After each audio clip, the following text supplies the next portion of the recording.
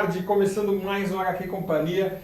E depois de muito tempo, finalmente a gente está no ar. A gente teve um monte de problemas na semana passada. Aqui a região ficou sem luz e quando voltou uma fase só. Aí a TV não funcionava, acendia algumas coisas, outras não. E a gente brigando com todo mundo aqui, com o pessoal da técnica para tentar resolver. E o problema era lá fora, com a Eletropaulo. Mas finalmente a gente está de volta e para compensar você por todo esse transtorno que você teve sem aquecer esses quase um mês aí sem programa, eu trouxe logo 2 convidados de uma vez, né? E eu tô com 2 convidados sensacionais. Eu tô com o Lilo, que é um dos responsáveis por uma fantástica coleção que está saindo pela Nemo Editora. Ele fez Tempestade e fez a adaptação de Sonho de uma Noite de Verão. E no meu outro lado, eu estou com o Alcimar, que é responsável por uma... Eu vou deixar ele dar detalhes.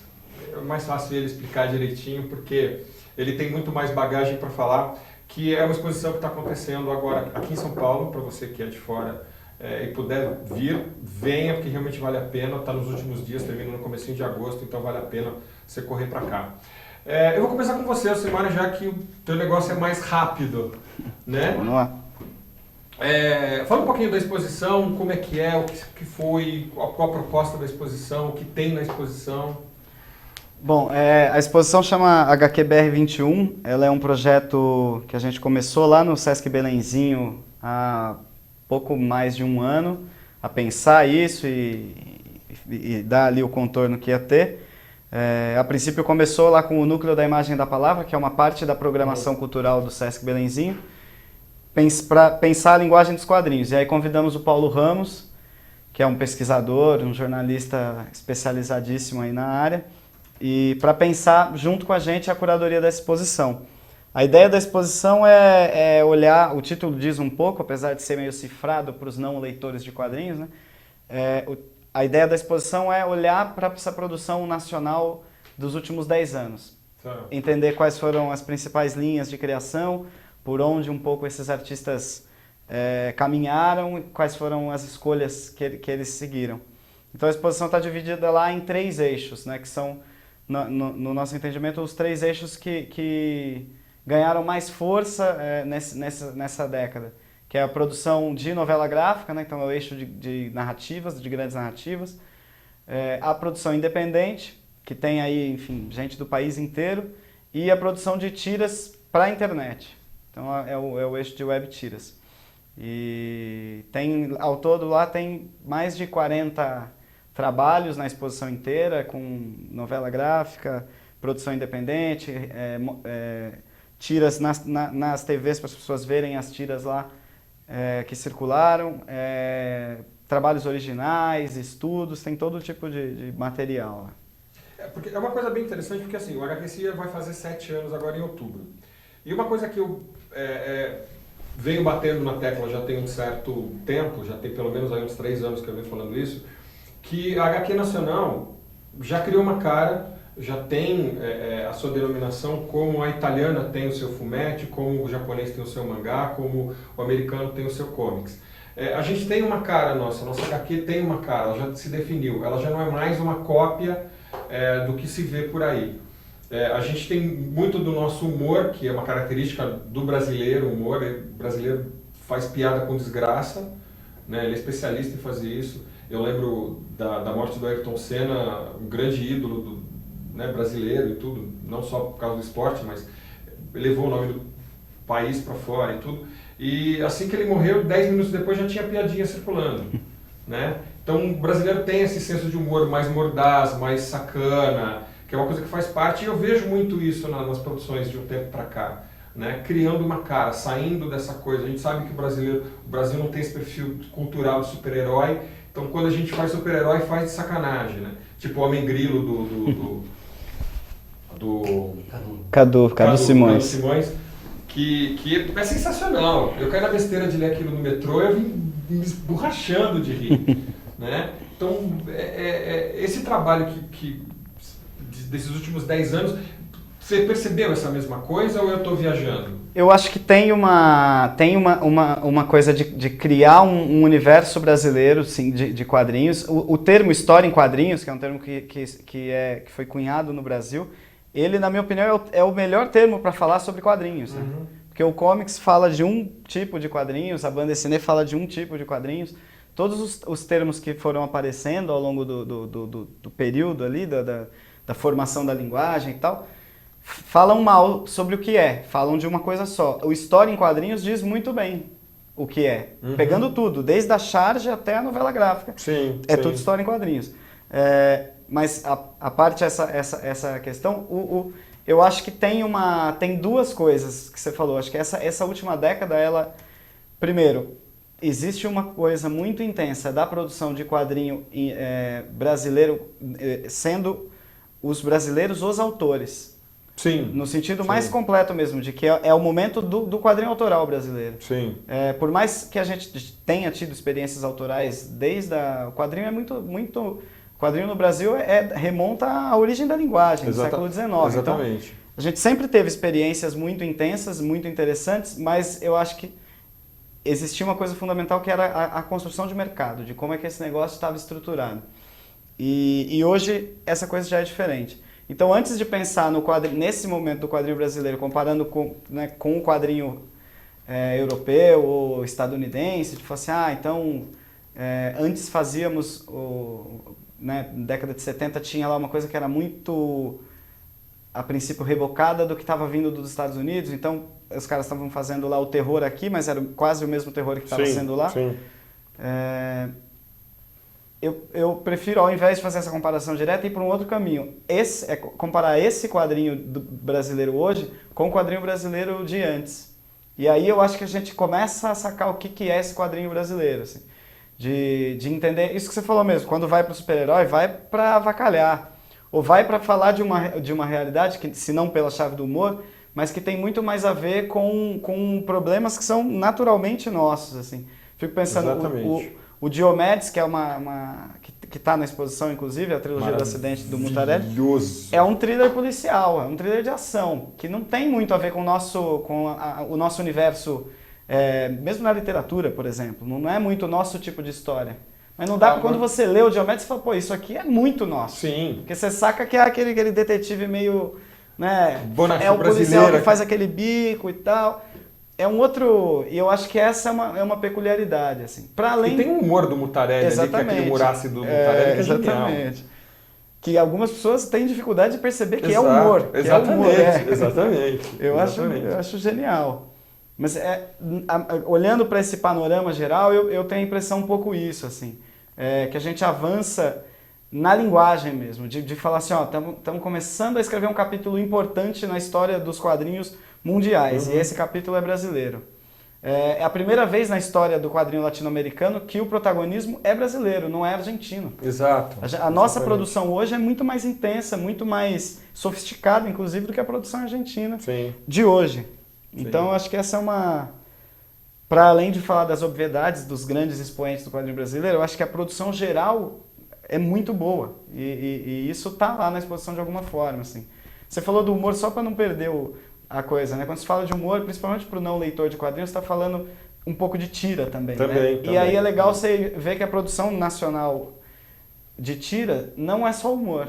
Né? Você pega um cara como Rafael Sica, que é um negócio completamente experimental, surrealista. Você fala, não é piada. Embora ele pegue essa lógica da tira. Assim. Então acho que a gente está escrevendo um momento importante agora, com essa o que é esse quadrinho brasileiro, qual é a cara, quem está fazendo o quê. O fato de ter novela é muito novo também, né? De ter novela gráfica é um negócio muito recente. Sim. E por falar em novela gráfica, eu tô com um responsável por novelas gráficas, né? Na verdade, duas grandes adaptações literárias, que é o Lilo Parra, que está aqui comigo, e que é um grande exemplo disso. A literatura, aquela literatura, eu não sei vocês, mas eu sempre adorei ler, mas muita gente achava um saco ler aqueles livros na época da escola. Você tinha que passar as férias lendo o livro para fazer prova em agosto. E eu sempre falava, não, eu não gosto, mas eu lia rapidinho, porque eu sempre gostei. E eram livros de aventura, né? Porque na época de ginásio, que nem sei como é que chama hoje. Ensino médio. Ensino médio. E eu sempre lia, mas falava para todo mundo que eu não gostava de ler. Porque todos os meus amigos falavam que não gostava de ler. E aí eu sempre ia bem nas provas, falava assim, não, eu dei uma lida por cima, deu sorte de eu ter lido passagens lá que caíram na prova, foi só isso. A literatura hoje está chegando aos quadrinhos, isso está trazendo o leitor de volta, né? Está fazendo com que a molecada leia, aprenda a gostar de ler, aprenda a conhecer os grandes clássicos da literatura, né? E não é de brincadeira que o projeto do Serbeck, dessa coleção do Shakespeare, é trazer toda a obra do Shakespeare em quadrinhos, né? Que é uma coisa que as pessoas precisam conhecer, né? Um grande mestre da literatura mundial. E um dos responsáveis por essa adaptação é o meu convidado, que tem outros milhões de outros trabalhos, né? Não é só isso, né? Também. Esse ano está sendo bem bacana. Legal. Vai sair coisas nos mais inusitados lugares, assim. Além de um novo álbum pela Nemo, não do Shakespeare, mas está adaptado do universo de 20 Mil Léguas Submarinas em parceria com o Will. Camiseta, devidamente paramentado. E a gente estava falando exatamente disso. Você já tem o quê? Pelo menos uns 10, 12 anos de carreira já, né? Não, eu sou novo nos quadrinhos. O lance era outro. Na verdade, eu sou oriundo do teatro. Tá. Né? Eu tenho uma carreira de 20 anos no teatro, 10 delas num grupo bem bacana chamado Teatro Popular União Ilho Vivo, que já é um grupo que já vai fazer aí completar 50 anos. E eu era ator de teatro, eu gostava de teatro, eu gostava de encenar, eu gostava de ir pra rua, de me apresentar, e sempre fui um leitor de quadrinhos. Mas uma hora começa a subir a idade, aquela coisa toda, né? Você começa a cansar, falei assim, cara, eu preciso dar um tempo, dar uma descansada, e resolvi sair um pouco do teatro. E quando eu resolvi sair do teatro, falei assim, o que eu vou fazer da minha vida? Aí criei um blog para escrever sobre quadrinhos. Aí uma coisa começou a levar a outra, virei amigo do Serbeck antes dele ser editor da Nemo, daí a gente começava a trocar correspondência. Aí no belo dia ele falou assim, pô Lilo, você fazia teatro, né? Eu falei, você fazia? Ele falou assim, você conhece Shakespeare, né? Eu falei assim, conheço. Ele falou assim, se eu dissesse para você que eu vou ser editor de uma editora que está entrando no mercado de quadrinhos, você toparia? Eu aceitei na hora, né? E foi assim que eu acabei entrando. Então eu estou no mercado mesmo de quadrinhos há 3 anos e meio. Tá. 3 anos e meio. Mas como escritor você já tem mais tempo? Eu escrevia com teatro, eu fazia parte da comissão de dramaturgia do teatro. Então eu tinha bastante experiência com texto teatral. Tá. Né? Li isso durante minha vida inteira. Por isso que não foi fácil, mas foi relativamente familiar adaptar Shakespeare. Sim. Aliás, não sei como as pessoas não tiveram essa sacada antes, porque as peças de teatro elas são assim muito palatáveis, elas são uma linguagem muito próxima de roteiro de quadrinhos. Sim, então fica muito próximo de se adaptar a peças de teatro. E fica bacana, fica gostoso, fica divertido de ler. Então eu acho bem legal essa coleção da Nemo de ter trazido Shakespeare com um público que está acostumado com quadrinhos, uma geração que não vai ler Shakespeare do original. A gente vai ter essa ilusão. Né? Ler aqueles Veloé, Amaloé, não vai. Então, essa coisa de trazer Shakespeare para esse público, pelo menos para ter contato com as obras, e a fidelidade das obras também, essa coleção ela é bastante fiel ao texto original, ela adapta a linguagem para um novo tempo, para uma linguagem mais acessível, mas ela não desvirtua o texto. Então isso é bem legal, e então trazer isso foi muito bacana. E você que pegou o bonde já andando nos quadrinhos, que você falou que você tem 3 anos e pouco trabalhando só com quadrinhos, mas como leitor você já deve ter conhecido o mercado... Alfabetizado com quadrinhos, né? Então, desde a década de 70. E como que você vê o quadrinhos de hoje comparado com quadrinhos que você lia há 5, 6, 7, 10 anos atrás? Aí tem algumas divisões. Foi meu pai que me trouxe para o mundo dos quadrinhos. A gente ia na feira livre. Hoje isso pode parecer estranho para a molecada, né?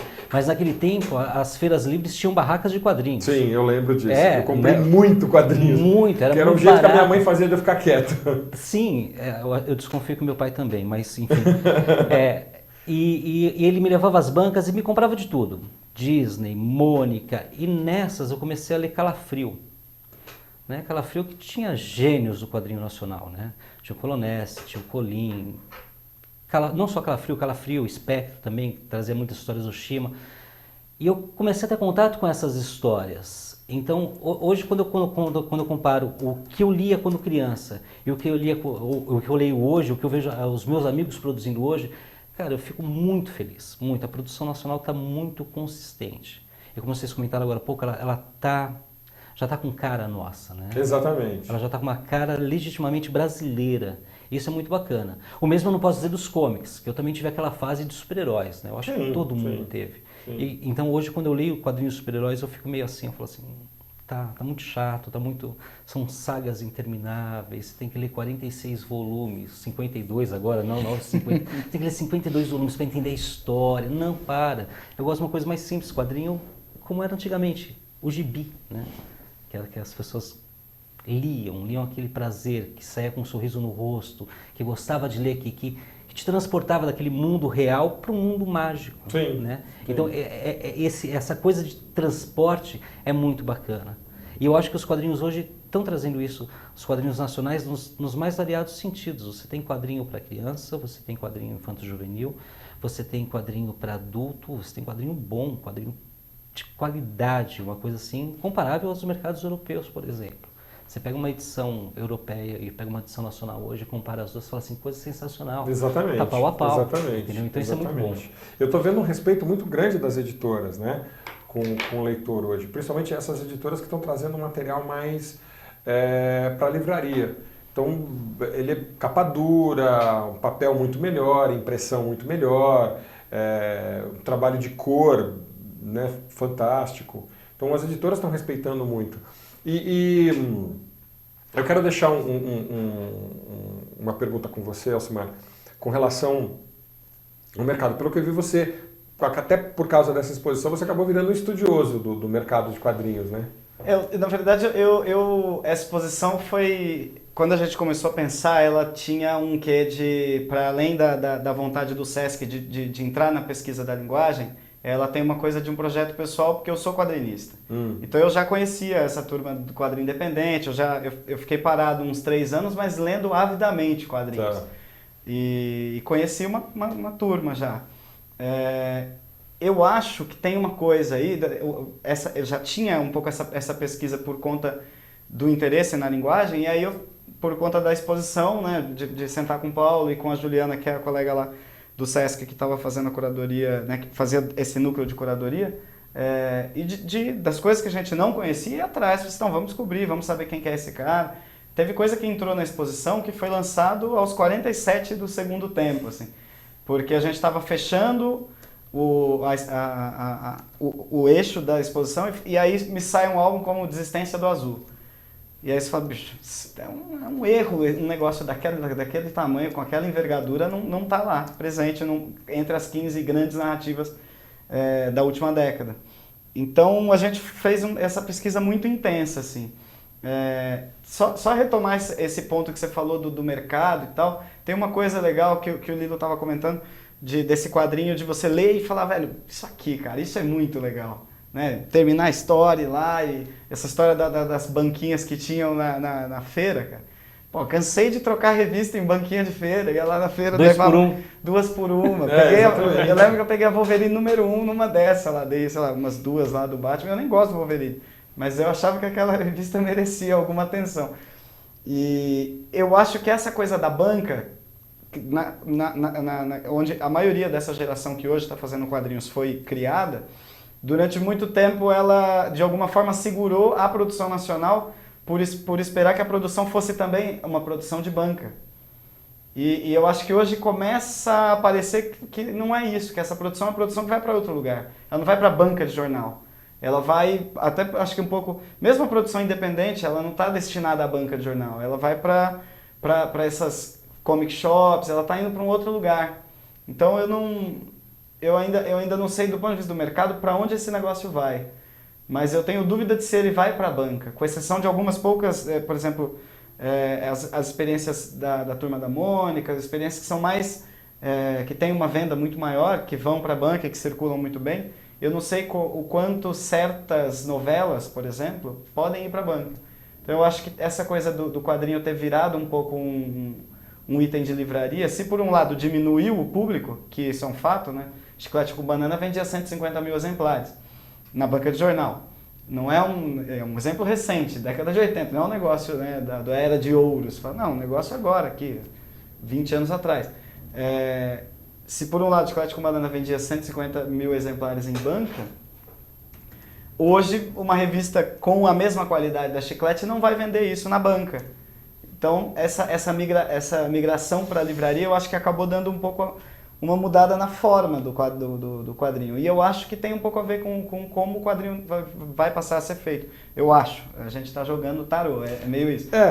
Mas é que tá. Eu concordo com você, mas o leitor de quadrinhos também envelheceu. Esse cara que comprou Chiclete com banana 20 anos atrás, hoje ele tem 40, 50. Exatamente. E eu não sei todo mundo, mas eu me senti meio órfão, porque eu não conseguia mais ler super-herói da maneira ávida que eu lia. Eu leio ainda muito super-herói, eu tenho umas sagas, personagens que eu gosto muito, roteiristas que eu gosto muito, que eu acabo acompanhando. Mas eu tenho procurado ler quadrinhos mais adulto. Eu tenho lido muita adaptação literária, né? Mesmo porque a maioria dos livros eu já conhecia, eu já tinha lido anteriormente, eu queria ver como é que ele tinha ficado no quadrinhos.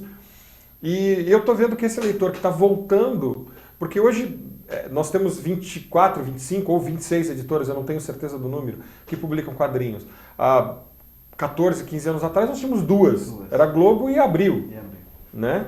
Então, eu não sei se diminuiu tanto assim. Diminuiu-se as tiragens, mas você tem...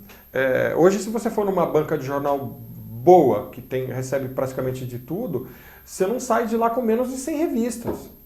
Se você for um leitor ávido que lê mangá, lê quadrinho europeu, lê super-herói, você lê de tudo, você não sai de lá com menos de 100, 150 revistas. Eu acho que o fato de ter aumentado muito e essa é uma característica fundamental desses últimos 10 anos, né? De você poder olhar para a produção e falar assim, você tem história que é de terror, você tem história que é policial, você tem... E do jeito nosso de contar, não é aquele terror, né? Eu adorava também pegar Calafrio, Spectre, mas tinha uma coisa muito baseada lá na Contos Estranhos americana. Então, eu acho que hoje você consegue olhar para essa produção nacional com gente fazendo muitas coisas e coisas muito diferentes entre si. Dá uma amplitude de gênero muito maior. Agora, pensando acho que em termos numéricos, acho que esse é um estudo que precisa ser feito. Mas eu acho que o leitor não aumentou o número de leitores de quadrinhos, mas seguramente os leitores de quadrinhos de hoje não são os mesmos que eram antes, porque se diversificou. O fato de ter saído da banca e ido para outros espaços, começou a ter mais... o leitor de quadrinhos não é mais o nerd. Acho que é uma tristeza para os nerds e para um nerd como eu admitir isso, mas o leitor de quadrinhos não é mais o nerd. E o nerd não é mais o nerd, né? O nerd é outro cara. Exato. Mas tem essa coisa de que hoje um cara que vai na livraria e vai pegar um livro do Milton Ratum, ele vai pegar também uma HQ do Gabriel Ba e do Fábio Moon, ele vai pegar uma HQ qualquer outra ali e vai falar, pô, isso aqui é de autores brasileiros, pô, isso aqui é bacana. Então esse cara começa a ter... O leitor de quadrinho não lê só quadrinho, ele vai começar a ler um monte de outras coisas. Eu acho que isso... Em termos de número, não sei se... Eu tendo a achar que diminuiu, mas acho que é uma pesquisa que precisa ser feita. Mas de qualquer forma, em termos de quem é esse cara, mudou muito. Não é mais o mesmo cara que está lendo, tem gente muito diferente. E eu acho que isso tem a ver com o espaço onde está circulando. Com o fato de ter migrado, tem na banca, mas também está lá na livraria. E está na livraria dentro de um espaço respeitável da livraria, né? Exato. Hoje, exato. Antes o nego pegava quadrinho para ler, eu lembro, meu pai me deu minhas primeiras histórias em quadrinhos. E vai ler e tal, eu adorava. Meu pai me tirava. E depois começou a vocês. só fica lendo isso aí e tal. Então, acho que antes o leitor de quadrinho tinha essa coisa, esse cara lê quadrinhos, né? Eu lembro quando eu fui estudar artes plásticas por causa dos quadrinhos, por causa do meu interesse em quadrinhos. E na Universidade de Artes, na Escola de Belas Artes, com exceção de umas poucas mentes mais abertas ali, a maioria das pessoas fala assim, essa galera é a galera do quadrinho, então, é uma galera meio subgente. Assim, eu sou tratado assim até hoje. Hoje o cara do quadrinho é um cara, esse cara é um cara bacana, um cara que faz quadrinho, então eu acho médio isso, porque a gente ainda está vivendo o lado B do disco. Com certeza. Mas eu acho que tem essa... Acho que o quadrinho hoje é um negócio que está lá na livraria, num espaço privilegiado, ele não está mais na porta dos fundos da livraria, onde você pega lá e sai e paga no caixa escondido. É um negócio que está mais... a circulação é maior, assim. E essa coisa das adaptações, isso é uma... Você tem...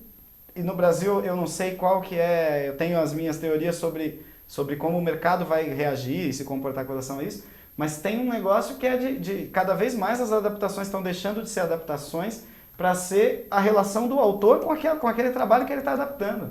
Então ele não vai pegar lá o texto, por exemplo, o Lilo não pega o texto do Shakespeare e cola lá e bota o desenho. É outra coisa. É uma coisa que tem a ver com o Lilo, que tem a ver com ele olhar, eu imagino, né? Que seja uma coisa muito mais autoral do que, né, de ir lá e eu acho que isso é uma característica. O trabalho do Rodrigo também tem um pouco, Rodrigo Rosa também tem um pouco essa mão, né? Não é mais resumir o texto, é olhar para o texto, colocar suas impressões. Eu acho que é uma produção que está subindo muito na qualidade, assim. E quem poderia até falar um pouco mais disso é você, né? Porque esse quadrinhos de adaptação literária, ele está chegando numa coisa que na minha época era simplesmente impensável. Nossa, se você falasse nisso, você era expulso, que é a escola, né? O quadrinho está chegando à escola. Ele está sendo usado como ferramenta de ensino. Coisa que nos anos 70, quando eu estudei, eu entrava com o gibi embaixo do braço, eu era tratado como retardado, porque aquilo deixava você com a mente preguiçosa, deixava você lento, deixava você burro. Eu cansei de ouvir isso das minhas professoras. E foi o quadrinhos que fez eu ler mais, gostar de ler e partir para ler literatura, conhecer outras coisas e ler até bula de remédio, assim. Né? Na minha fase áurea de leitor, eu não conseguia dormir se eu não tivesse lido alguma coisa antes. Às vezes varava à noite, o livro me empolgava tanto que eu varava. Em 1984, eu varei à noite, a hora que eu fui ver já era 6h30 da manhã, eu tinha que levantar para ir trabalhar. Né? Eu varei à noite lendo o livro e não consegui largar. E esse trabalho que vocês vêm fazendo de adaptação literária chegando à escola é sensacional. Né? Você tem um pouco mais de informação a respeito disso, de como que isso está funcionando? Eu tenho a informação da experiência, de ver o que aconteceu com as obras do Shakespeare, principalmente. Mas a tua fala, César, ela tem duas coisas muito importantes. Né? Você falou que quando você chegava na escola, naquele tempo, se você chegasse com um gibi, você era preguiçoso, tem preguiça de ler, e não sei o quê. E a outra foi exatamente o gibi que te fez ler mais. Né? Comigo foi assim, acredito que com o Alcimar também tenha sido assim. Isso é muito legal e finalmente os estudiosos estão começando a perceber isso e usar o quadrinho como ferramenta de educação. Né? Isso é uma coisa que o mercado americano descobriu lá atrás. O Will Eisner cansou de fazer cartilha, quadrinho institucional, cartilha de máquina mesmo, de falar assim, cartilha para o exército, ensinando a mexer com as coisas. Então, o quadrinho sempre teve uma resposta rápida. Né, de ensino, de aprendizagem, de retenção de informação. Eu não sou especialista no assunto, mas já vi especialistas falando que inclusive as partes do cérebro que captam a informação através dos quadrinhos são diferentes daquela que lê um texto corrido, que a mensagem é muito mais incisiva. E agora as pessoas estão começando a perceber isso, mas a gente está num nó, a gente está numa coisa muito estranha. Os estudiosos afirmam essa capacidade do quadrinho. São os primeiros a falar assim, o quadrinho é poderosíssimo e pode ser muito bem utilizado como ferramenta de ensino. É tudo que a gente queria ouvir, não é verdade? Exatamente. É tudo que a gente queria ouvir. Mas quando você adapta uma obra, e aí eu acho que é um ranço bastante antigo daquele tempo que se colava mesmo aqueles catatal assim, né, que pegava aquele blocão de texto, pum, colocava no balão, o balão comia metade da página, uma coisa... Isso acontecia muito, né? Não só aqui no Brasil, mas também nas edições gringas. Tem um pessoal que ainda diz que a adaptação literária não, vai deixar o leitor preguiçoso, ele não vai querer ver. Mas espera aí, se o quadrinho é tão poderoso como ferramenta de ensino, por que quando você faz uma adaptação literária, esses mesmos responsáveis pelo ensino, no Brasil principalmente, são os primeiros a dizer que isso vai deixar a cabeça da gente preguiçosa? Não tem a menor lógica. Não tem lógica. Não tem a menor lógica. Mas eu até entendo. A partir do momento que o governo começou a comprar obras, né, de quadrinhos e deu essa preferência para adaptação literária, muita gente começou a fazer adaptação literária. E aí, isso é uma coisa que cai na tua fala, Alcimar. O quadrinho, eu acredito que tem que sustentar enquanto quadrinho. enquanto história, enquanto entretenimento. Independente de ele ser uma história original ou de ser uma adaptação literária. Porque quando cineastas fazem uma adaptação literária, o produto é bem aceito pela população. O produto é bem aceito pelos críticos. Por que com quadrinhos é diferente? Porque quem faz adaptação literária é um autor menor dentro dos quadrinhos ou não faz quadrinhos de verdade. Então você tem esses paradoxos aí pela frente. Mas as pessoas estão começando a entender e agora eu acredito que, como muita gente começou a produzir quadrinhos e alguns não com a devida qualidade, apenas no objetivo de tentar vender para o governo para tentar salvar o balanço do ano, enfim, esse tipo de coisa acontece. Sim, a gente sabe que sim, acontece. Sim. Mas existe agora já uma leva de adaptações literárias que você pega e lê, é quadrinho. E é quadrinho da melhor qualidade. Não é uma adaptação literária simplesmente para tentar pegar, morder uma grana do governo. Não é adaptação literária onde você pega o texto tal qual é e cola lá e dane-se a narrativa, dane-se todo o resto dos elementos dos quadrinhos. Não, é um quadrinho que se sustenta enquanto quadrinho.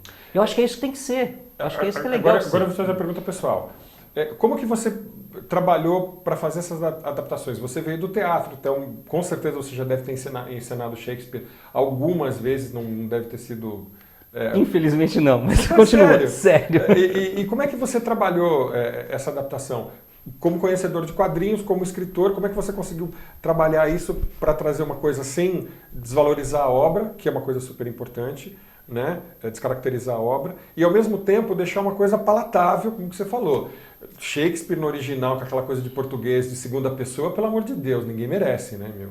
Isso é uma coisa que a língua evoluiu e eles ainda cismam em não adaptar para o português atual, né? Atualizar isso. Primeiro eu tenho que confessar, me borrei de medo. Eu me borrei inteiro, rapaz. Porque olha a roubada que é adaptar Shakespeare. Se você faz um ótimo trabalho, todo mundo vai falar assim, porra, é Shakespeare. Se você faz um péssimo trabalho, o pessoal fala assim, olha o que o Lilo fez com o texto do Shakespeare. Então, isso te dá um medo, é muita responsabilidade, cara. E eu pensei, poxa, é um livro infanto-juvenil. Né? Não é uma adaptação de Shakespeare para um público adulto, é uma adaptação de Shakespeare para o público infanto-juvenil, para o público juvenil principalmente. E você para e olha aqui e fala assim, olha que responsabilidade. Meu, essa molecada, minha sobrinha, que agora tem 17, mas na época que eu lancei, o primeiro estava de 14 para 15 anos, ela nunca leu Shakespeare na vida. A primeira vez que ela leu qualquer obra de Shakespeare, e foi Sonho de uma Noite de Verão, foi pelos meus quadrinhos. Eu falei assim, meu Deus do céu, olha que eu posso arruinar a cabeça da menina. Ela pode odiar Shakespeare para sempre. Exato. Ou pode amar. Então, é muita responsabilidade. E aí pesa também o fator teatro, né? Que infelizmente eu nunca adaptei Shakespeare. Quando me ofereceram esse trabalho, eu falei assim, é a minha chance. É a minha chance, finalmente, eu vou fazer Shakespeare. É quadrinhos, mas vou fazer Shakespeare. Quando você pega um texto como o de Shakespeare, pô, ele influenciou tudo, né? Tudo que muito não. Quase tudo do que você vê hoje em cinema, em TV, na teledramaturgia, principalmente você sente essa presença muito forte. Nos episódios de Malhação da Rede Globo, você sente a presença de Shakespeare. Sente as coisas que ele criou lá atrás, né? Há quase 500 anos atrás. Então, é muita responsabilidade. E como trazer esse texto e parecer atraente para o jovem de hoje? É perigoso. Né? É perigoso. E aí entrou o fator teatro. Fazer teatro mais prejudicou do que ajudou. Se por um lado eu tinha intimidade com o texto teatral, por outro, sabendo dessa responsabilidade, eu falei assim, poxa, adaptar isso é uma roubada. É uma roubada. Então, o que eu procurei fazer, primeiro foi ser fiel, isso foi uma determinação da editora, é da linha editorial da coleção. Ser fiel ao texto. Então, ponto. Eu podia fazer qualquer coisa com Shakespeare numa outra situação. E as pessoas podem fazer qualquer coisa com Shakespeare, né? Sim. Mas, nesse caso, seria ser fiel à obra. Então, isso já me tirou um peso. Falei assim, bem, não vou criar nada em cima de Shakespeare. Agora eu tenho que fazer Shakespeare virar quadrinhos. Aí entrou o lance de ser leitor há quase 40 anos, né? Eu tenho 40 agora, comecei a ler com 5 anos para 6 anos, comecei a ler bem cedinho, então 34 anos de leitor. Então, eu tentei trazer a experiência de ser leitor de quadrinhos para a obra, para a narrativa, e usei de trapaça. Né? Não seria diferente. Com 20 anos de teatro, se você não usasse a experiência teatral para adaptar, né? Ou você seria burro ou um trapaceiro. Eu preferi ser um trapaceiro. Com certeza. Né? E procurei trazer esses elementos, então dosando. Eu confiei no texto de Shakespeare e fui em frente. Eu acho que no final das contas deu certo, porque o Sonho ganhou um PNBE, o que prova a qualidade didática do livro, né? E a Tempestade agora, ontem foi divulgado, ganhou o HQ Mix de melhor adaptação, então isso é muito bacana. Você tem só essas duas obras? Publicadas só as duas. Esse ano vai aparecer um monte de coletânea, né? Vou sair na Imaginário, vou sair na Café Espacial, vou sair mais 3 ou 4 coletâneas. E tem mais uma obra pela Nemo. Né? Outra adaptação literária? Não é adaptação. É uma obra baseada no universo de Júlio Verne. Eles já adaptaram 20 Mil Léguas Submarinas e resolveram lançar uma coleção com os personagens do 20 Mil Léguas Submarinas, que é As Aventuras do Capitão Nemo. É o nome da coleção. O primeiro volume foi pelo Daniel Esteves e pelo Will, também o Will repetindo o desenho. E esse segundo volume agora também pelo Will desenhando e eu fazendo o roteiro. Mas aí é uma adaptação livre? É uma adaptação livre em cima da obra de Júlio Verne. Nesse caso, bem interessante. Bem bacana, bem bacana. Tem responsabilidade também, mas aí tira a responsabilidade da adaptação. Né? De falar assim, essa é uma adaptação do livro, da obra. Então tirou esse peso. E agora é uma adaptação livre em cima dos personagens do Capitão Nemo, do Nautilus e toda a sua tripulação. Uma coisa meio Alan Moore com Liga da Justiça, com Liga Extraordinária. Sim, tem essa liberdade. E nesse volume vai ser o encontro do Nautilus com um navio fantasma. Então fica uma coisa, tá uma aventura bem lá, Scooby-Doo, tá bem bacana. Olha que legal! E eu tentei, nessa adaptação, já entreguei o roteiro, já foi aprovado, e o Will já está finalizando, já finalizou 2/3. Já está com 2/3 das páginas finalizadas, setembro a gente lança. E eu tentei trazer exatamente isso que a gente conversou no começo, um sabor de gibi de infância. Uma coisa que a molecada lê e se empolgue, né? Porque afinal de contas é difícil você ficar concorrendo com Warner, com Disney. É complicado, então você tem que fazer um produto atraente. Então, com certeza. Um gibi que as crianças se empolguem e também um gibi que os adultos leiam e falam assim, poxa, que legal, que divertido, que gostoso de ler. Então essa é a intenção. Se eu conseguir ou não, vocês vão poder conferir em setembro um traço marcante do Will.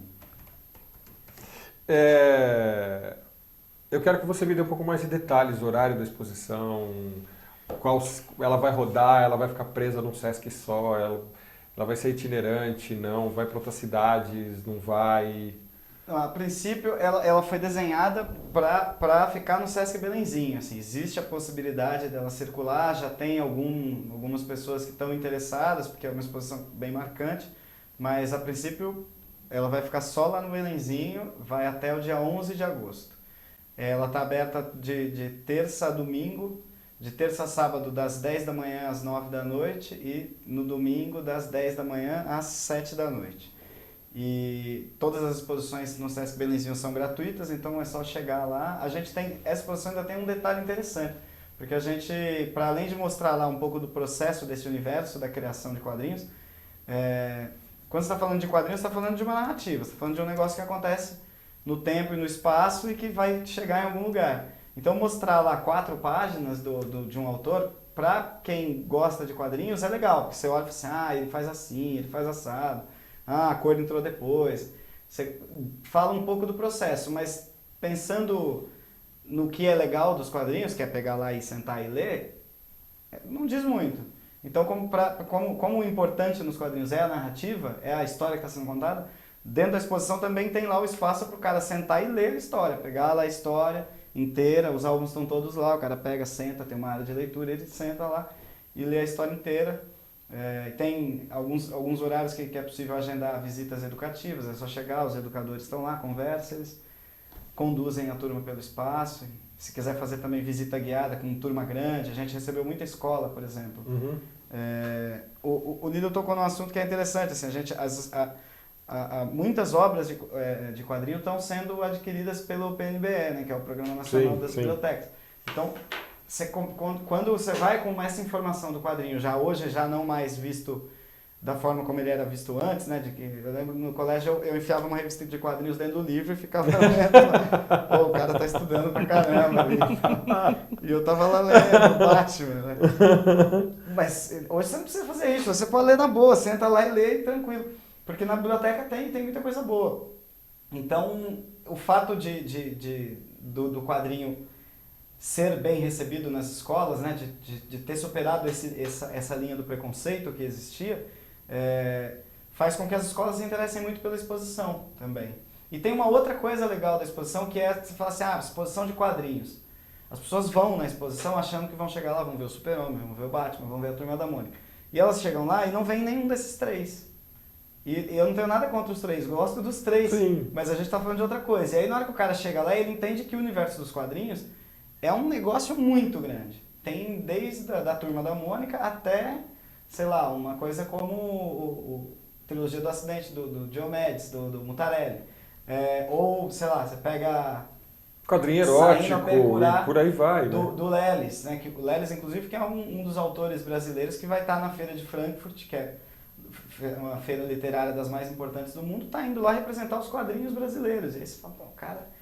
Né? E o texto do Lelis é um texto muito interessante, porque ele é mineiro, né? E aí ele fala, o texto é todo amineirado. Então é um negócio delicioso de ler, assim.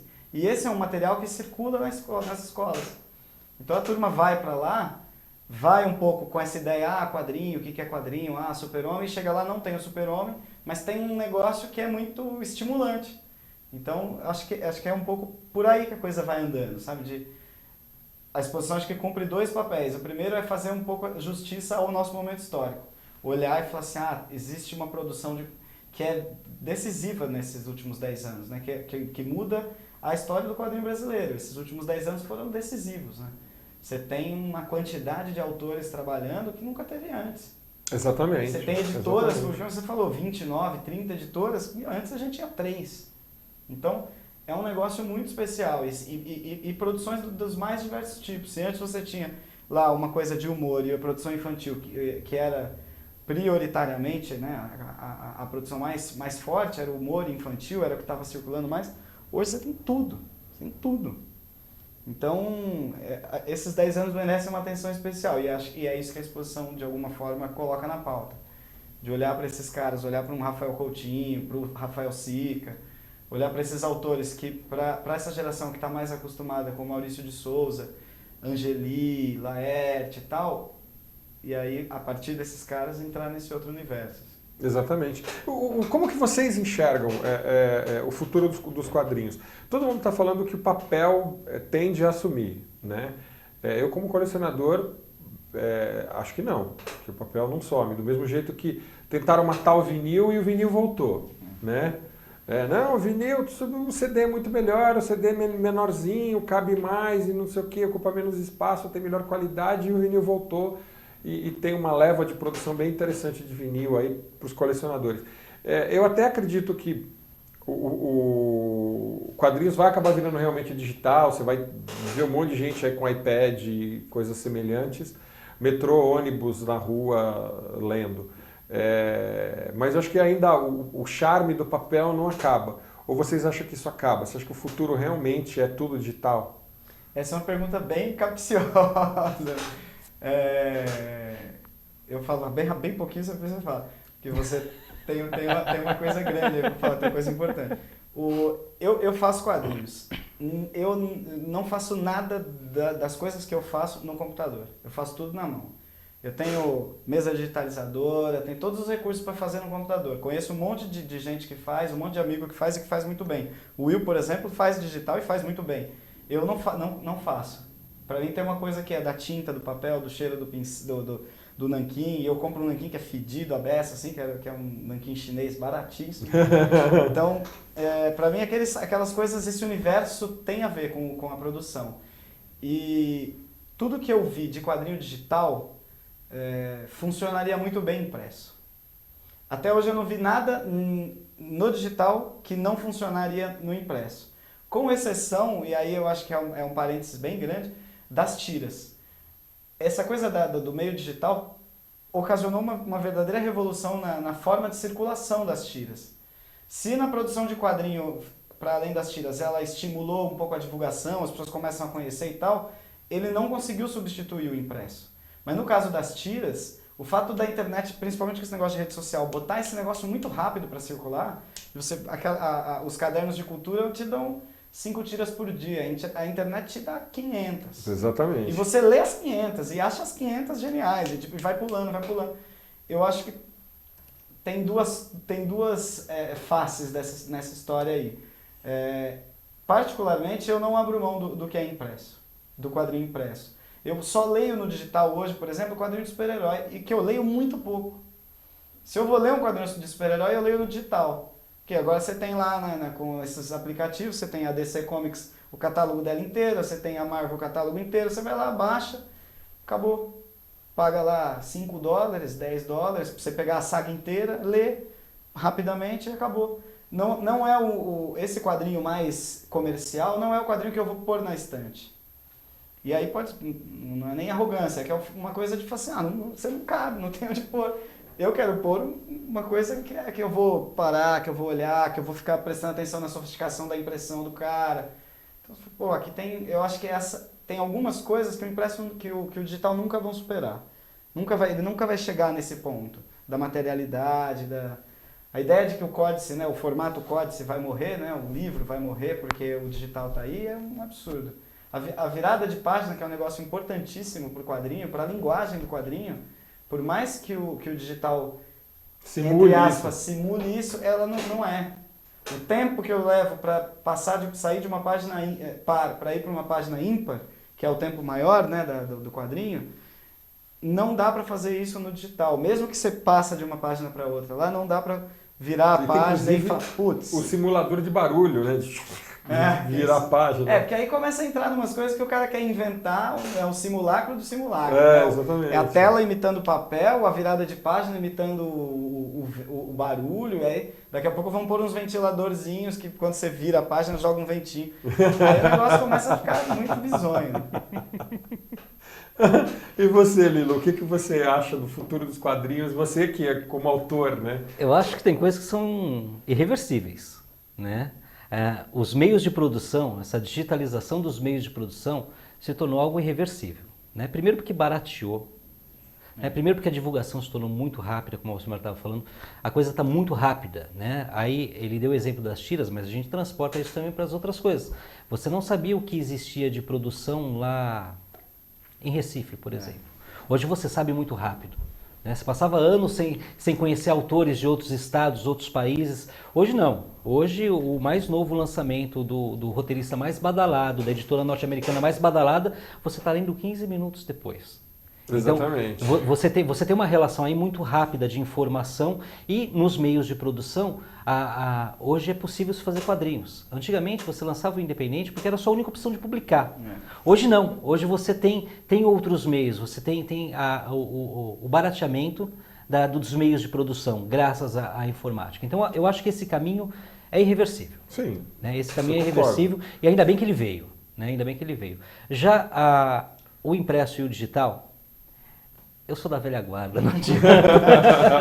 Eu gosto de sentir o cheiro do negócio na hora que você O abre. cheiro do papel é sensacional. É sensacional isso. Eu O gosto cheiro do papel de é muito manusear, de pegar, de ler. Mas eu acho que também isso está segmentando o público.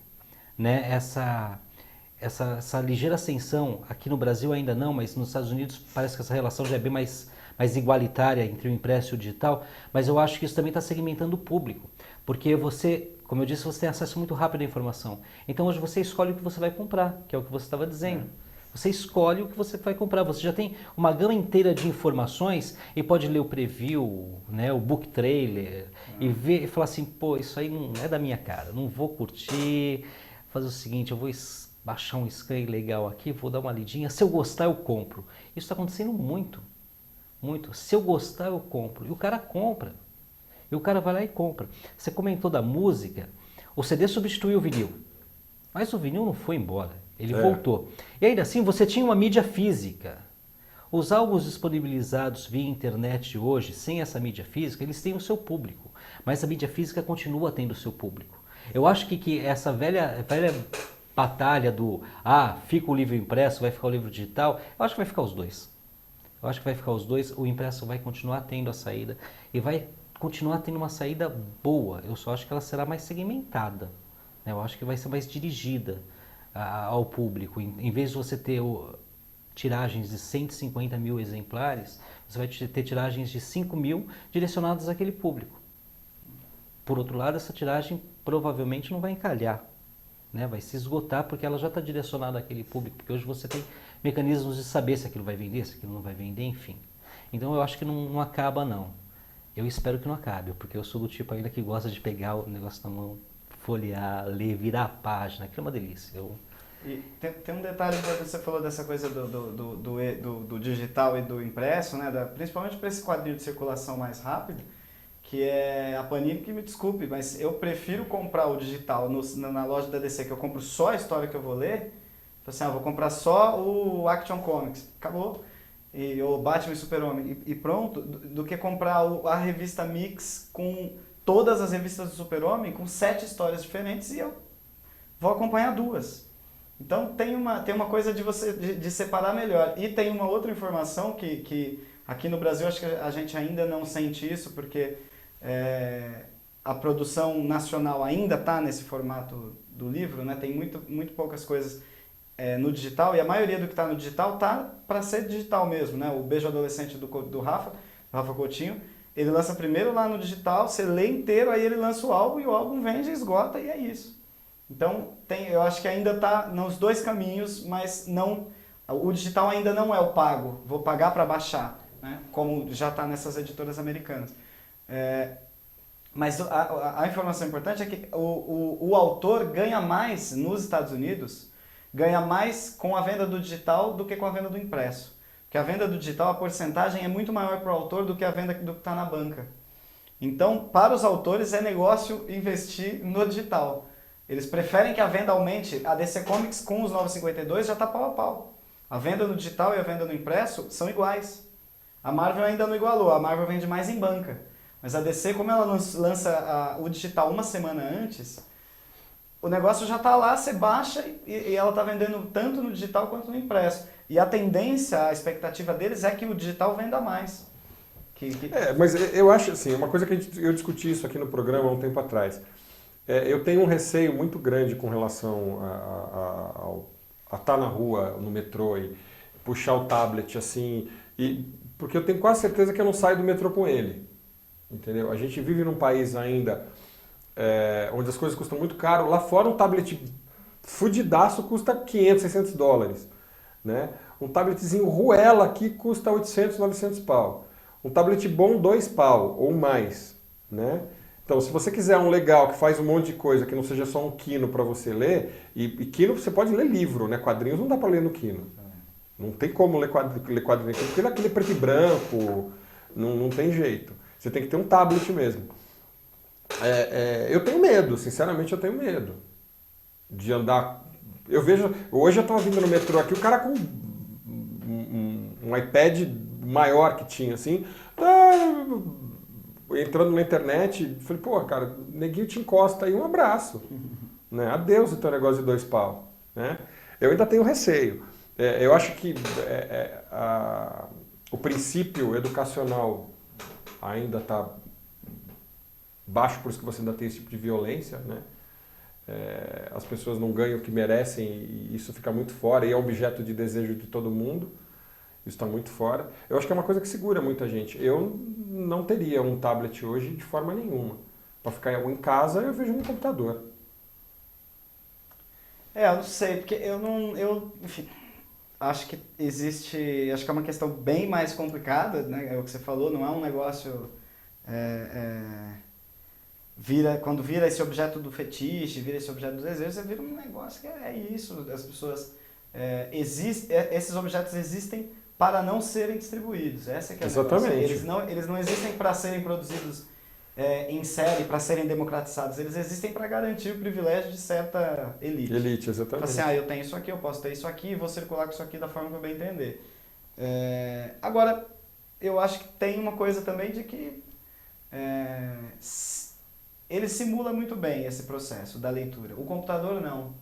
Ele simula bem, ele consegue cumprir. Se você não é como eu estava dizendo, né? Se você não eu prefiro, né, virar a página, sentir, como o livro falou, sentir o papel, entender. Pô, o cara imprimiu em pólen, o cara imprimiu, né, num couchê, você começa a sacar umas outras coisas. com esse negócio de smartphone, de celular, de toque, de tablet pequeno, acho que a tendência disso é se popularizar muito. Democratizar, não sei se é exatamente o termo, porque é uma coisa que é muito mais pela chave do consumo. E enquanto existir desigualdade, vai existir criminalidade. Então, eu acho que as pessoas hoje tendem a ter muito menos medo de... Uma coisa que não é muito comum, mas que agora você já vê de vez em quando, é gente com computador no metrô. Gente lá no metrô com um notebook e o cara tá trabalhando ali. Eu acho que é uma coisa de que essa ideia da insegurança ela vai acabar... ela invade a sua casa. Enquanto existir desigualdade, vai existir criminalidade. Você pode ter sua tablet lá na sua casa e o cara vai entrar e vai te roubar, porque é o jeito brasileiro de fazer distribuição de renda. Exatamente. Não é só o jeito brasileiro, né? É o jeito capitalista de fazer distribuição de renda. O cara não tem, ele vai lá e toma o seu que tem, né? Eu acho que a tendência é que as pessoas, uma vez que a situação está posta, as pessoas vão com isso pra rua e pronto. E hoje em dia é isso, todo mundo tem um celular com internet. Eu acho que eu pertenço à geração dos não conectados, que o meu celular mal liga. Então... Mas hoje o cara tá lá e às vezes o cara tá lendo. Eu tinha um monte de aluno, por exemplo, na Quanta, que lia no celularzinho, aquela telinha pequenininha, falava, pô, isso aí é um atentado, cara. O cara lendo V de Vingança num celularzinho, falou, você tá ficando louco, cara. Você lê um negócio importante desse numa tela desse tamanho, cara. Você perde toda a noção de trabalho de arte do artista. Pô. Mas é um negócio, assim, eu gosto de olhar a página inteira, eu gosto de entender como é que o cara pensou, não o quadro, mas o todo. Talvez isso seja uma coisa que a gente gosta e que essa geração mais nova Cara, eu ficava puto com o Abril, que o Abril lançava aquele formatinho, aí eu via as mesmas edições importadas nas lojas, aí eu olhava aquele negócio desse tamanho, eu via o meu que era desse tamanho, eu falei, puta, o cara matou o desenho aqui, meu. O cara estragou tudo aqui. Né, tira detalhes. E eles ainda tentaram voltar com o formatinho, né? Eles lançaram um álbum, depois falaram assim, vamos voltar com o formatinho. Aí fechou a conta de vez. Imagina, não funciona. Não tem como. Não, aquilo é... Se ele for produzido originalmente, que nem o mangá que é produzido originalmente naquele tamanho, perfeito. Né? O desenho produzido ali tá... Mas, pô, você pega um negócio desse tamanho para fazer um negócio desse tamanhinho, é terrível. É terrível. Nossa. É que nem o Fumete, né? Que tem um tamanho um pouco reduzido. Mas é próprio aqui. Exato. O cara está desenhando pensando naquele tamanho. Exatamente. Né? Ele está desenhando pensando que ele vai sair daquele tamanho. Então, não é o caso do comics, né? Não é o caso do quadrinho americano. Que aqui a gente pegava ele com metade do tamanho que ele é originalmente. E o artista desenhou ele com o dobro do tamanho que ele é publicado. Então, é uma redução muito grande de você pegar uma página que está numa 3 e imprimir numa 5. Que merda é essa? Exatamente. Eu queria que você falasse um pouquinho da sua carreira, Simar. A gente falou muito... Carreira é um termo muito forte. Carreira, por que não?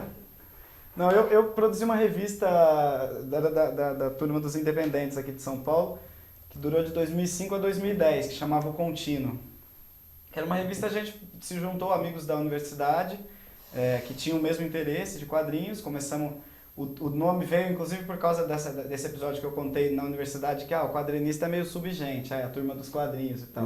E o Nelson Rodrigues fala que o Contínuo é o pior ser humano que existe, né?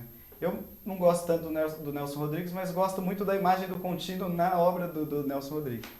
E meu pai foi contínuo também, então então a gente tem essas ligações. E aí criamos a revista. Contínuo, para quem não lembra, é o famoso Office Boy. É o Office Boy, exatamente. É o famoso Office Boy. Ele não chega nem a ser o Office Boy, né? Porque o Contínuo era um cara, ele é quase um boy interno, né? Ele ficava na repartição e fazendo tudo, né?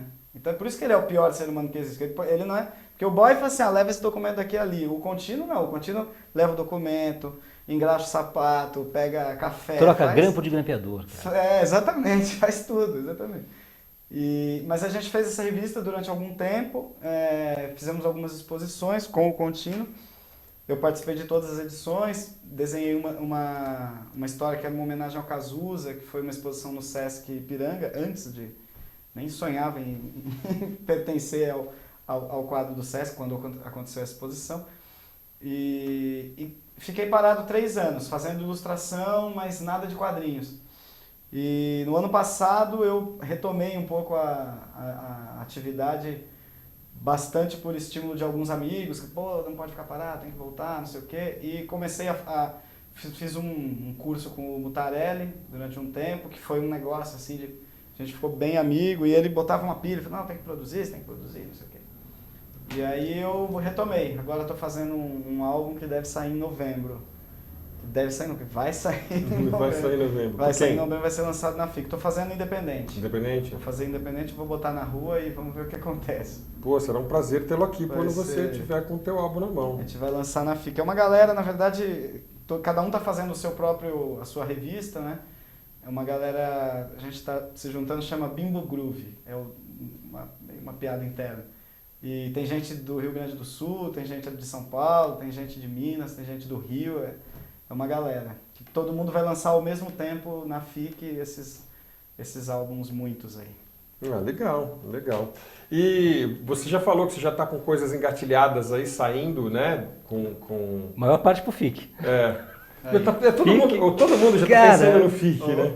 O FIC é o nosso oásis, né? Exatamente. A gente se diverte no FIC. O FIC é uma coisa muito bacana. Você chega no FIC, você reencontra os amigos, que você não vê todo dia. A gente aqui, a galera de São Paulo vive se trombando, mas você encontra o pessoal do Rio Grande do Sul, o pessoal do Paraná, o pessoal de Minas. Então, e tem padrinho de tudo que é lado, né? Todo mundo lança no FIC, então é muito bacana. Então tem coisa pro FIC. O Daniel Esteves que o diga, né? Sim. Um dos lançamentos é com o Daniel. Um dos lançamentos é um álbum que tá participando eu, o Daniel, o Alex Mir e o Rafael Fernandes, que ontem também ganhou o HQ Mix, né? Então serão 4 roteiristas, a gente está preparando aí, chamou uma galera para desenhar, estamos preparando um álbum chamado As 4 Estações, uma em cada estação do ano. Para mim sobrou o verão, vai ficar bacana, o verão no Aricanduva, aquela chuva, entendeu? Então a história vai ficar legal, vai ser lançado no FIC.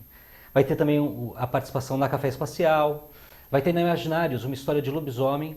Da Café é bacana, da Café é a história de um boneco de parque de diversões, que fica na barraca de algodão doce, que se apaixona pela fada do carrossel. Né? Então é uma história meio onírica, e isso atravessa algumas décadas até chegar no começo dos anos 80, quando o amor deles realmente acontece. Então é uma história que vai sair na Café. No Imaginários vai sair uma história bacana de lobisomem. Eu coloquei outro dia na internet, eu não resisti, porque essa molecada de agora adora esse lance de crepúsculo, né? Essa coisa de vampiro que brilha.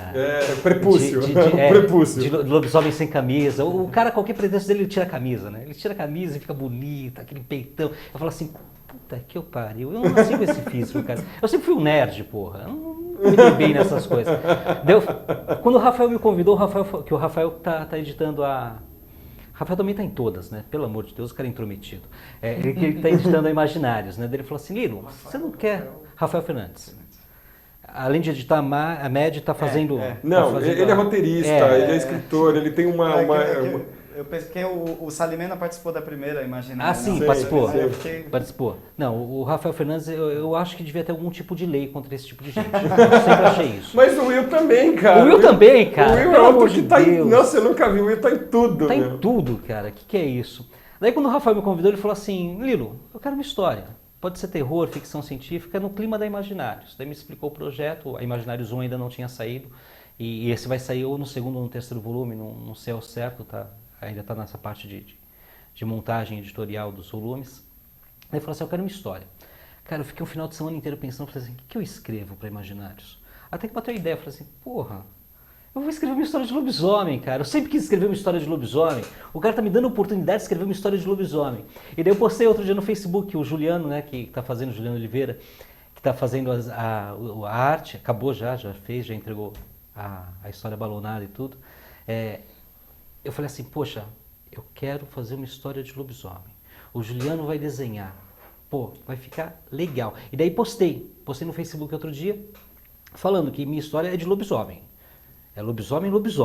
É lobisomem com dente afiado, é lobisomem que mata o cara, entendeu? Não vai esperando o cara com tórax bonito, com cabelo comprido, com corte da moda, nada disso. É lobisomem que mata. É lobisomem tipo um lobisomem americano em Londres. Exatamente. O lobisomem da minha adolescência, as minhas referências de lobisomem. Né? Lobisomem de verdade.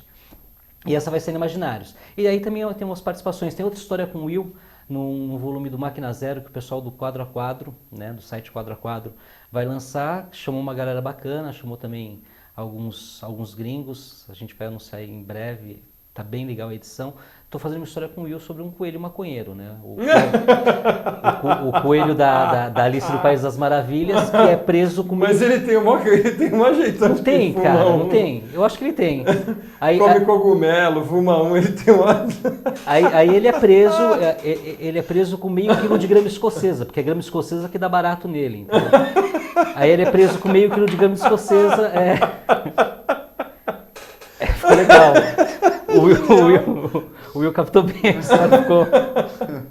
Genial.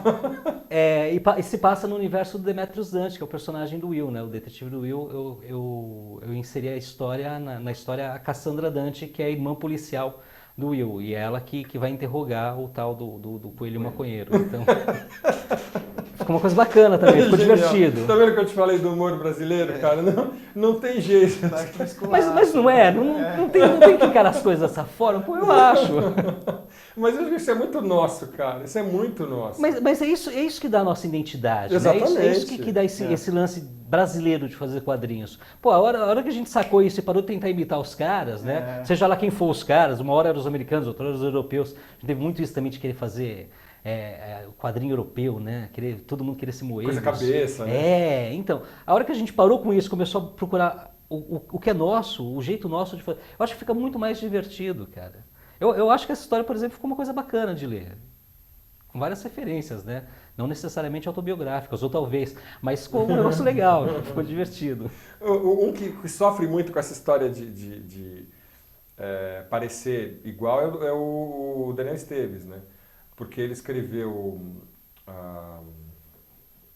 oh, meu Deus. Da menina desenhista lá... A Nanquim. Nanquim Descartável. E tem o Terry Moore. Terry Moore? Tem o Terry Moore. É o Terry Moore que fez Caramba, minha memória para nomes tem hora que dá uns branco. Estranhos no Paraíso. Terry Moore, Estranhos no Paraíso. Então, o Daniel Esteves é muito comparado ao Terry Moore, porque ele fala que é meio plágio, não sei o quê. E você lê o Terry Moore, tirando a semelhança de que do universo. Do universo desenhista, né, e outro desenhista também, só tem isso de semelhança. O resto não tem nada a ver. Tem nada a ver. Eu acho que a semelhança é só o cotidiano, né? Porque no final das contas, uma é brasileira pra cacete, a outra é americana pra diabo. Exatamente. Né? Então acho que... Exatamente. O universo é totalmente diferente, a realidade é totalmente diferente. E uma coisa assim, todo mundo que conhece o Daniel Esteves um pouco mais a fundo, sabe que é o avatar dele ali, né? É o avatar dele naquela história, né? Ele apareceu numa história, né? Tem uma página bárbara com ele. Na Nanquim, acho que 4 ou 5, ele aparece a moça vem e conversa com ele numa mesa do bar. Isso. Assim, a mesa de bar é a cara dele também. Não, todas as histórias têm o bar, né? Eles passam pelo bar. Não, e tem bares de verdade, né? No Quilômetro Blues ele colocou o Bar do Aranha, que é onde eu conheci minha esposa, olha isso. Lá no Belém, lá, né? E que agora é no Belém, mas foi na Vila Formosa durante muito tempo também. E ele frequentava isso. Meu Deus, eu frequentava o mesmo ambiente que ele, não sei como eu não percebia aquela coisa louca, enfim. E ele coloca bares reais e pessoas reais sem pudor nenhum. Então, com certeza. Eu não sei porque essas comparações. Eu acho que ele é bem divertido. O Quilômetro Blues que também ganhou o HQ Mix. O Quilômetro ganhou, é verdade. A história do blues essa história que eu estou fazendo é uma homenagem ao Robert Johnson. Então, durante o tempo eu fiquei assim, mas o Daniel lançou esse álbum divertido aí sobre blues, aí eu vou aparecer com um negócio de blues, os caras vão ficar me enchendo o saco. Mas não tem nada a ver. Não tem nada a ver. Na verdade é cartola, não tem nada a ver com... Mas é porque a galera fica numa coisa muito dessa vibe do o cara tá falando de blues, e não tá falando de blues, tá falando de uma realidade que é muito nossa, né? Exatamente. E é cartola, as músicas são todas cartola. E botou samba, né? Nada mais blues brasileiro do que samba, né? Eu fico entre o samba e a música caipira pra dizer o que é o nosso blues. É esse samba canção, Lupicínio e Tunico e Tinoco, é uma coisa meio... exatamente. É meio esse... Exatamente. Eu pedi uma licencinha rápida para vocês, que as editoras precisam faturar, né? E já que elas fazem a gentileza de mandar para mim o material, eu vou fazer É a minha obrigação de mostrar para vocês, leitores, né? Chegando ao universo DC, que está no número... O negócio cobriu aqui, número Esse é o 14. zero. É uma capa super bonita. É um personagem que todo mundo ridiculariza, que é o Aquaman, e eu gosto muito do Aquaman. Eu acho um personagem muito legal, muito mal aproveitado, mas muito legal. Eu acho ele muito legal. Eu adorava quando passava o desenho do Aquaman na televisão, eu não perdia um. Infelizmente, na época não tinha gravador, não tinha, né, não tinha videocassete nem nada para a gente poder gravar. Isso acabou se perdendo. Eu não conheço ninguém que tenha esse material. Liga da Justiça, chegando. E todas elas, esqueci de avisar, essa daqui vem com pôster também, tá? Então essa daqui tem um pôster também, Liga da Justiça. As capas estão muito bem feitas. Não tem a assinatura de quem fez o desenho da capa, não. Mas as capas estão muito bonitas. Aves de Rapina, outra capa muito legal.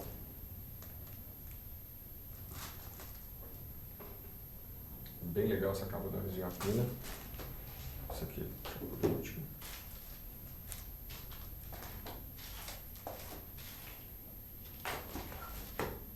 Isso aqui faz parte, tá, isso aqui faz parte do pacote só. Uma coisa que me surpreendeu, quando eu li a notícia disso daqui, eu achei que, assim, tiro no pé. Eu falei, não, os caras vão estragar uma grande obra de quadrinhos, vão fazer aquela coisa caça-níquel que nem o Frank Miller fez com o Cavaleiro das Trevas 2, que aquilo é muito ruim, né? Acabou com um trabalho genial que foi o Cavaleiro das Trevas. E aí eu falei, porra, eu fiquei decepcionado. Aí eu falei, bom, mas como eu tenho que ler, eu acabei lendo o Coruja. O Coruja é sensacional, o roteiro de primeiríssimo, assim, muito bom, me surpreendeu. E agora chegou o Espectral, né, que chegou às bancas, eu preciso ler, estou ansiosíssimo para ler isso aqui. Primeiro que é do Darwin Cook, que é um autor que eu gosto bastante e tem feito coisas muito boas. Vamos ver se ele não errou, né? Porque aqui é muito fácil errar, né? Pegar um clássico como o Watchmen é muito fácil você deslizar. Uma outra série que está fazendo muito sucesso, que os fãs de quadrinhos mais antigos que acompanham o mercado americano sempre gostaram muito, que é o Inescrito, né? É um quadrinho que foge do esquema super-herói. É muito interessante o Inescrito. É para quem quer ler uma coisa mais adulta, bem mais cabeça, que é realmente bem legal. Chegando a revista Vertigo, né, trazendo Casa dos Mistérios, Scalpo, Hellblazer, Punk Rock Jesus e Vampiro Americano.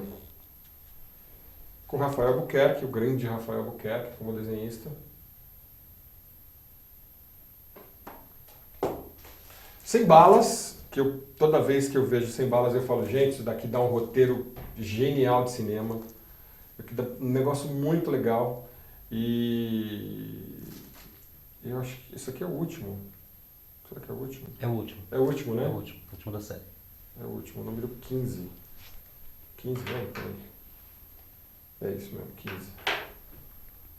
Isso aqui é sensacional. Quem não tem, corra em loja, banca, seu jornaleiro preferido, seu amigo, dá um jeito de ler, porque isso aqui realmente vale a pena. Chegando numa edição especial, A Origem de Legião, capa dura, né? Mais um daqueles materiais que vai para livraria e lojas especializadas. Legião já tinha sido publicado aqui pela Abril em 1900 e blá, blá, e agora está ressurgindo. Inclusive eu escutei uma conversa de que tinha um projeto para um filme. Eu fiquei meio, não sei não, era um projeto de um filme pequeno, menor, não sei se... Tenho medo dessas coisas. E esse daqui já tinha sido publicado, é uma republicação, mas agora é uma republicação decente, né? Uma coisa para você, colecionador, realmente vale a pena. O que aconteceu ao Homem de Aço, do Alan Moore, já tinha saído aqui, até numa edição legal, caprichadinha, capa cartonada, legal, e agora saiu uma edição capa dura, né? Bem legal. Isso aqui é uma história... Bom, Alan Moore, ele já errou, óbvio, né? Ele não é infalível. Ele já escreveu umas coisinhas ruinzinhas. Mas de tudo que ele escreveu, meia dúzia de coisas lá são fracas, o resto dele é muito bom. Isso daqui é um material muito bom dele, é muito interessante, essa história que ele escreveu do Super-Homem. Esse daqui é outra coisa que me surpreendeu muito. Quando eu li a sinopse, quando a editora me mandou o release, eu achei que isso daqui ia ser um negocinho mala. E a hora que eu vi, cara, é de uma beleza, de uma sutileza tão poética até, e lindo, lindo, lindo, lindo, lindo, lindo. Trabalho de arte, muito tom pastel, aquele azulzinho, nossa, lindo, lindo, lindo. Muito, muito legal. A Narradora das Neves. Isso aqui é uma coisa que vale a pena você ter. Realmente vale a pena. Bom, para quem gosta de comédia, né? O pessoal está trazendo muita coisa legal da Europa. Isso daqui é uma delas. Boilet e Bill. Boilet e Bill. É a história de um garotinho extremamente travesso com seu cachorro, né? Um humor mais infantil, aquela coisa que lembra muito Calvin, aquelas perguntas embaraçosas que a criança faz, né? Que é bem interessante. Estou chegando, Boilet e Bill. E o que se comentou muito na internet esses dias, a semana passada era para ter mostrado, mas como não houve programa, que é a nova graphic novel da Turma da Mônica, chama Laços, né? Feita pelo Vitor Cafage e a Lu Cafage. E isso daqui dispensa comentários, porque o Vitor... A gente começar a falar muito, vou ficar elogiando demais, apesar de que ele realmente merece todos os elogios, o trabalho dele é sensacional. E você que é colecionador, corra, porque isso aqui costuma fazer assim, ó, desaparecer. O magnetário você já não acha mais, né? Magnetário? É isso? Magnetário. Magnetário. Você não acha mais. E eu deixei dois aqui por último. Esse aqui vem fazendo um grande sucesso na televisão e o pessoal está cada vez mais ansioso, né? Você entra no Facebook, de cada 10 posts, pelo menos 3 estão falando de mortos-vivos. E parabéns para a editora, para a HQM, que está com um trabalho genial com Mortos-Vivos, está trazendo as revistas originais, lançadas em banca, bonitinho, e está trazendo as edições, os encadernados, né? Até que num preço legal, R$ 34,90, é isso? R$ 34,90. Bem legal. E esse daqui é o volume 12. Esse é o volume 12. E o que eu posso falar disso aqui, hein? Isso é muito bom. O que dá pra falar disso aqui, hein? Cara, isso aqui é outra coisa que surpreende, que a gente falou muito aqui, né? Da qualidade do quadrinho nacional hoje. E até das editoras que estão dando um espaço legal para o artista, né? Você chega lá com um projeto bom, eles estão publicando. A Companhia das Letras está dando um espaço muito legal para autores nacionais. E Campo em Branco é um daqueles exemplos assim de quadrinhos que vão ficar na história, como a gente falou muito do Diomedes, Bando de Dois, do Danilo Beruti, que é outro grande marco na história em quadrinhos, Cachalote, e vamos citar um monte aí. Isso daqui é um que entra nessa lista muito fácil, né? Muito legal, do Emílio Fraia e do D.W. Ribatsky. Isso é uma coisa assim, olha, recomendadíssimo, assim, ó, vai com o selo de garantia de que você não vai se arrepender de ter isso na sua coleção. Realmente isso aqui é muito, muito, muito, muito legal, né? Bom, senhores, a gente está chegando ao final.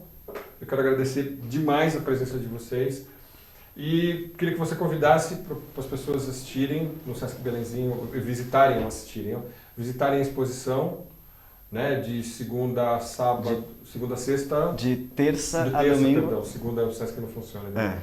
É de terça a domingo, a partir das 10 horas, né? Só lembrar que a gente fica de terça a sábado, das 10 às 9 da noite, no domingo, das 10 às 7 da noite. Então, domingo fecha um pouco mais cedo. E essa semana tem um acontecimento especial que a gente faz a segunda rodada de mesas da programação integrada da exposição, que chama Balão de Diálogo. A gente teve no primeiro mês algumas mesas redondas discutindo a linguagem de quadrinhos. Agora, no segundo mês, a segunda rodada. Na quarta, a gente tem uma mesa já abrindo isso. A gente vai ter ao longo, tem quarta, quinta, sexta e 2 no sábado.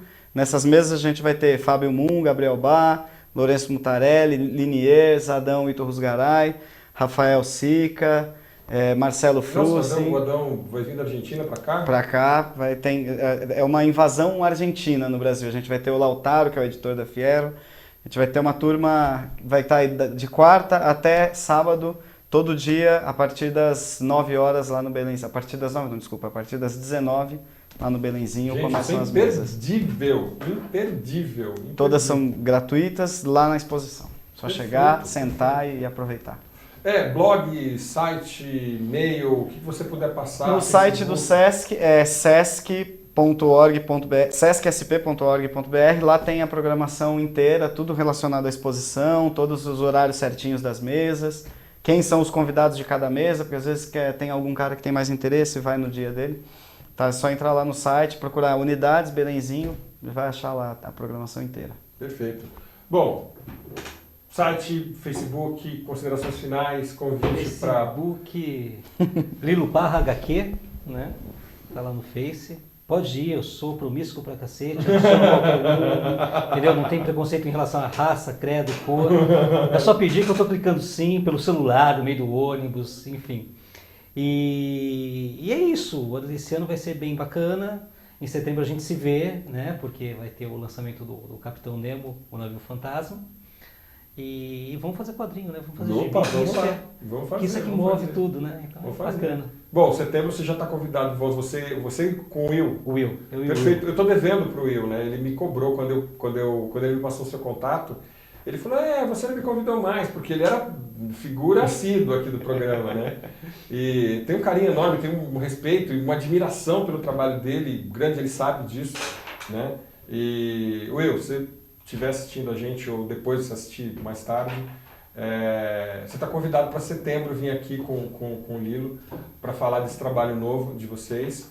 E, gente, a gente está terminando a HQcia, convidando vocês para a semana que vem assistir uma entrevista com o Edson do Guia dos Quadrinhos, que tem uma ideia genial, que eu falei para ele que ele roubou a ideia minha, que eu já estava fazendo isso lá no finalzinho dos anos 90, eu já fazia o que ele está fazendo, mas a minha ideia, eu fazia sozinho, não deu certo. E ele teve a ideia de abrir para todo mundo, que é o Guia dos Quadrinhos, que é uma grande fonte de informação para você que quer saber que revista saiu tal história, como que é a capa de tal revista. Inclusive ele tem lá um valor de mercado das revistas aproximado, que é uma coisa bem interessante. Então ele vai vir falar do site Guia dos Quadrinhos, que é muito legal, que tem uma quantidade enorme de quadrinhos lá para você pesquisar, que é uma coisa que realmente a gente precisa, né? A gente não tem um banco de dados de quadrinhos, a gente não tem um museu de artes gráficas, a gente não tem nada. Todas as pessoas que tentaram fazer isso patinaram por culpa de governo, espaço do governo, um monte de outras coisas. O Gual é um grande batalhador disso. Está tentando há anos montar o Museu de Artes Gráficas Brasileiro. Ele tem um monte de originais de artistas que já nos deixaram, que são grandes mestres dos quadrinhos, que estão lá guardado, que poderia assim tá para todo mundo ver e não tem como. O governo não dá espaço. Então, uma iniciativa dessa como a do Edson realmente é muito louvável. Então ele vai estar aqui a semana que vem falando do Guia dos Quadrinhos e do Mercado de Pulgas, que acontece agora no comecinho de agosto, que é uma grande feira de troca de quadrinhos, onde você pode botar tua banquinha, aí você vai e vende, troca, comercializa, faz amizade, compra coisa para tua coleção, que realmente é uma coisa muito legal. Então a semana que vem a gente está de volta com o Edson, do Guia dos Quadrinhos, e super obrigado por vocês, obrigado mesmo por essa fantástica entrevista, obrigado de todo o coração, e a semana que vem a gente está de volta. Tchau!